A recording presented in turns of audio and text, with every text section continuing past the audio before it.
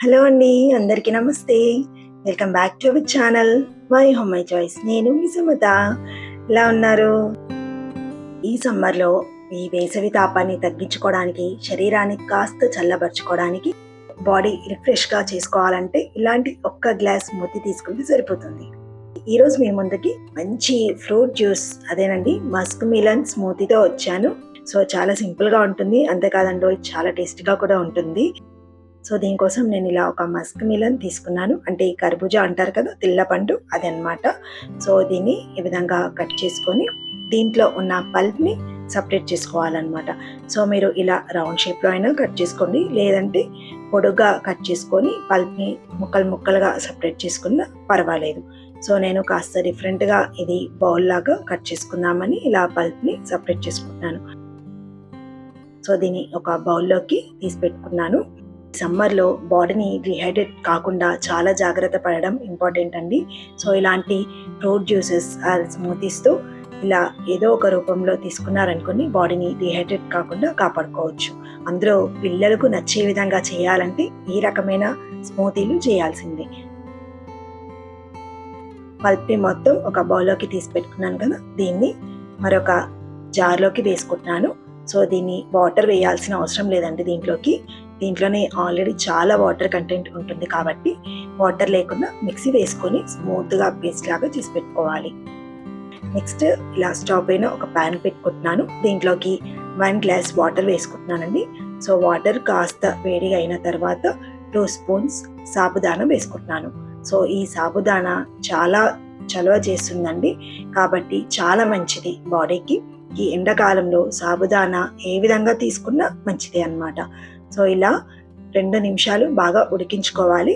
ఒక 2 నుంచి 3 నిమిషాల తర్వాత ఈ విధంగా సాబుదానా సో ఈ వైట్ కలర్ నుంచి ట్రాన్స్పరెంట్లా చేంజ్ అవుతుంది.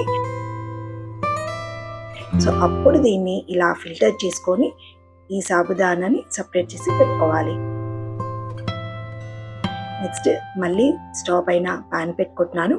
దీంట్లోకి 2 కప్పుల పాలు వేసుకుంటున్నానండి. అండ్ పాలు వేడి అయ్యే లోపల నేను ఇలా ఒక కప్లోకి 2 స్పూన్స్ కస్టర్డ్ పౌడర్ వేసుకుంటున్నాను. సో దీంట్లో కొన్ని వాటర్ యాడ్ చేసుకొని ఇలా కంప్లీట్గా మంచిగా ఉండలేకుండా కలిపి రెడీ చేసి పెట్టుకోవాలి. నెక్స్ట్ ఇక్కడ పాలు కూడా మరిగిపోయాయి కదా, ఇప్పుడు దీంట్లోకి 1/2 కప్పు షుగర్ వేసుకుంటున్నాను.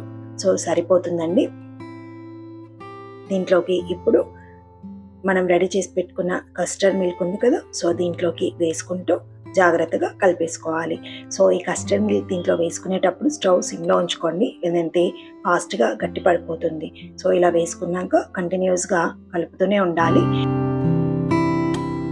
సో పాలు అనేది కాస్త చిక్కబడుతుంది.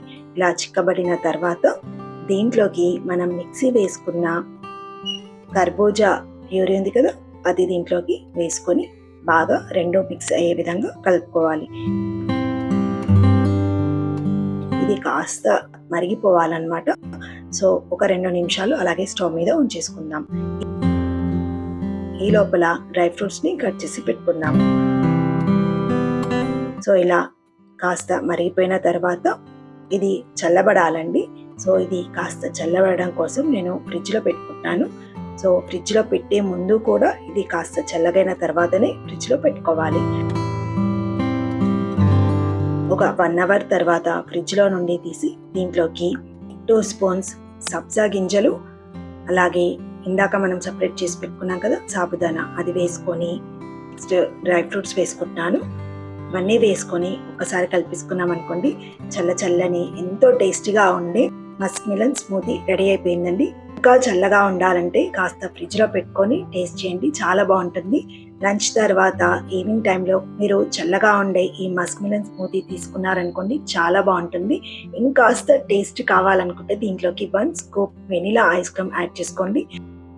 దీన్ని గ్లాస్లోకి సర్వ్ చేసుకుంటున్నాను. సో గార్నిష్కి డ్రై ఫ్రూట్స్ కర్బూజా ముక్కలతో గార్నిష్ చేసుకుంటున్నాను.